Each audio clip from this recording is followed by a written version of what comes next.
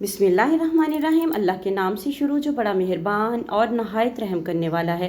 अस्सलामु अलैकुम रहमतुल्लाहि व बरकातुहू। लाखों करोड़ों दरूद व सलाम नबी पाक सल्लल्लाहु अलैहि वसल्लम और उनकी आल पर। अगर आप लोगों को वीडियो अच्छी लगे तो सदका जारिया की नीयत से शेयर ज़रूर कीजिएगा। चैनल पर न्यू है तो चैनल को सब्सक्राइब करके जाइएगा और साथ में बेल आइकन को ज़रूर प्रेस कीजिएगा ताकि आने वाली वीडियोस का नोटिफिकेशन आप लोगों तक आसानी से पहुंच सके। इन 5 सूरतों का 5 नमाज़ों के बाद एहतमाम करें और दुख दर्द गुर्बत को भूल जाएं।